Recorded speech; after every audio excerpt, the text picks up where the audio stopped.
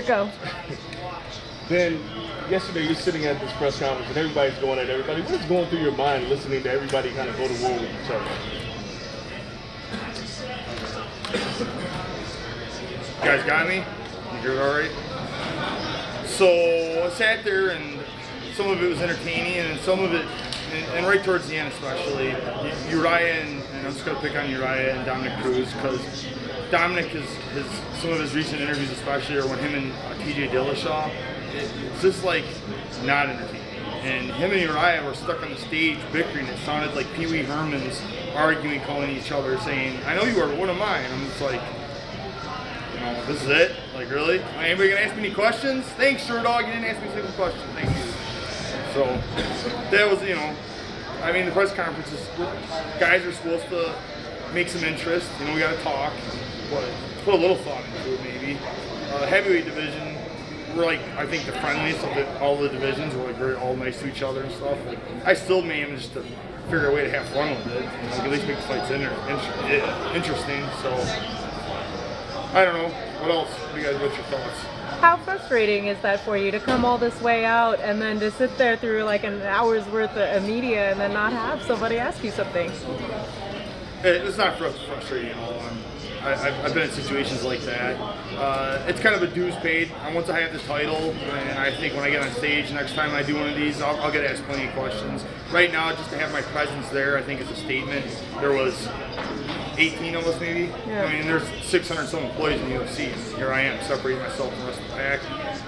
Getting to be my first main event.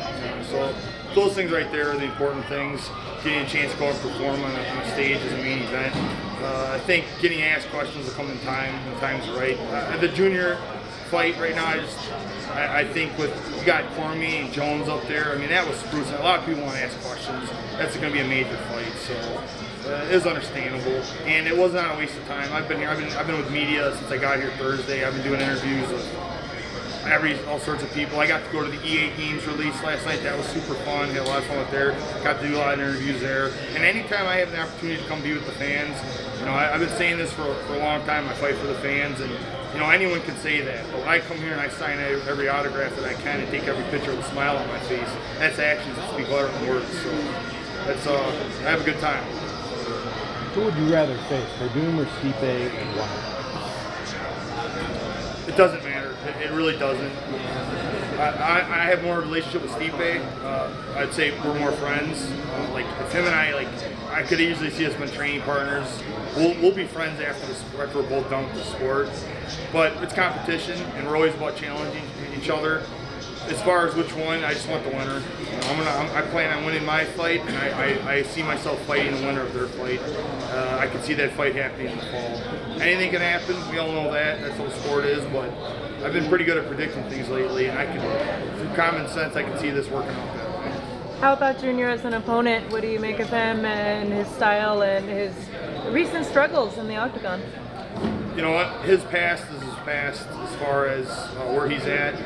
If anything, it just makes me train harder because he's got his back against the wall, and he got a guy in this situation. I've been in the same situation.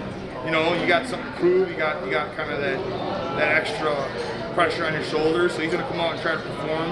His fighting style is entertaining. I always like watching Junior fight. It's a good fighting style to fight against because I know we're going to give Croatia a great show. Junior doesn't back down from anybody, so I respect him as well. A lot of the opponents that were offered to him just didn't want to fight him. Now that it came out, I was being told his injury. Now the fact is that they're getting booked for fights after the fact, or they're calling out for Roy Nelson when they easily could have fought Junior dos Santos.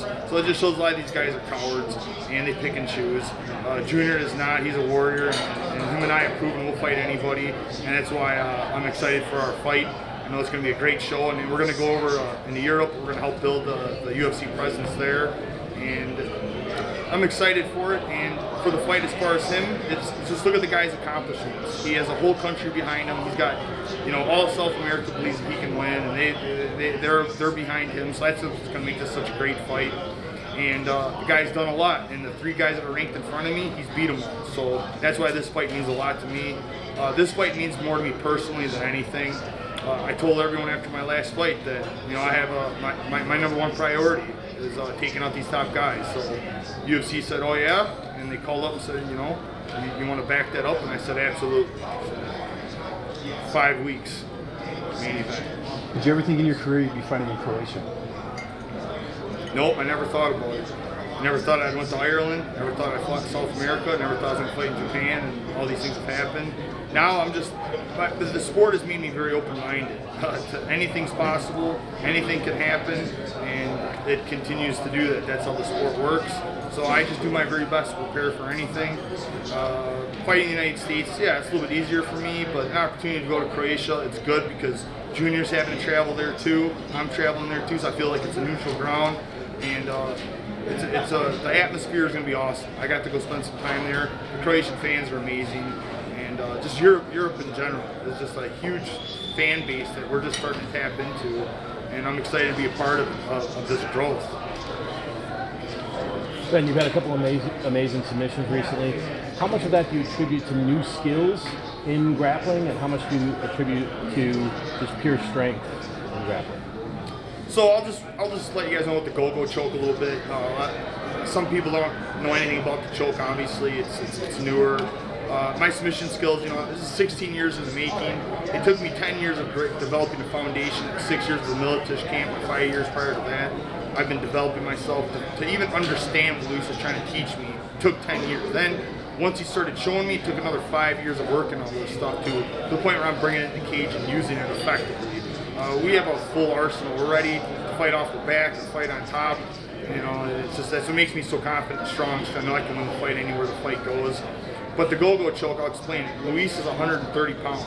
He submits guys bigger than me, guys his own size, everything. Our rule of jiu-jitsu is if it doesn't work against anyone, it's no good. We don't use it. So the choke has nothing to do with strength. It's all technique, and that's why it's so powerful. Does that mean there's some other tricks you have up your sleeve that you haven't showed yourself that you've been learning over the years? It's like, that's an understatement. To ask me if there's any more tricks. There's a list. I couldn't tell you off the top of my head how many different submissions I can apply to win a fight. So I'm extremely dangerous, and I have no problem. If Werdum wants, I'll lay down on my back, he can hop in my guard. I'm very confident I'll submit him.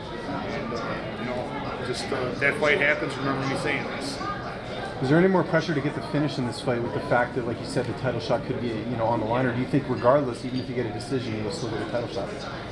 That's something that I don't have to put much thought into because my record speaks for it. I have 33 finishes out of 36 wins. I don't think about finishes, they happen.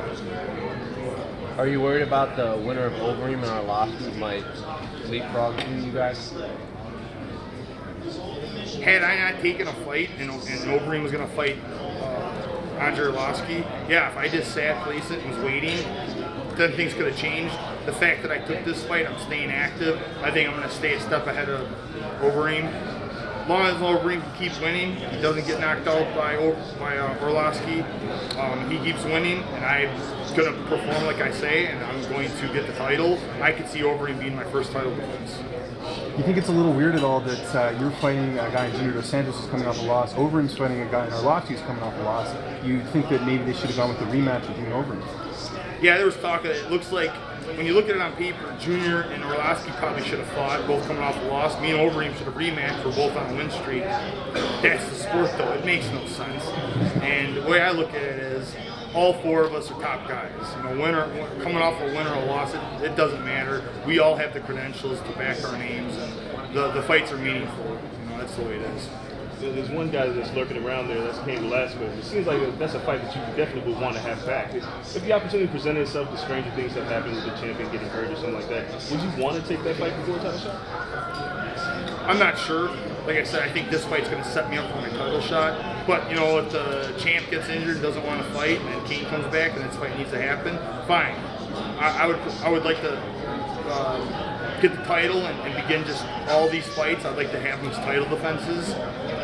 Whatever it takes, though, to get to the title. If Kane if that pops up, fine. But he's kind of an afterthought right now because the guy keeps pulling out of so many fights. And not just fights, title fights. If we look at pulling out of a fight as a fight, his last 3 fights is he's pulled out, he lost, and he pulled out. That's his last 3 fights. So at least Junior steps in and fights. That's why I'm fighting you. Junior shows up to fight. Junior's had some injuries, but he doesn't ever accept the fight. while he's injured. Once he accepts a fight, Junior shows up, and it's something I respect because it means a lot to us. We train so hard, and we go through our training camps. We need an opponent to show up and be, we're professionals.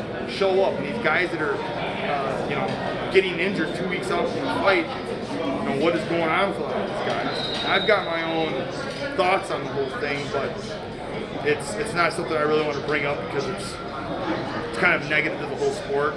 And I'm sure you guys know what I'm talking about. And let's just say the sport has changed a lot since last July. I am on the up, and a lot of these guys are on the down.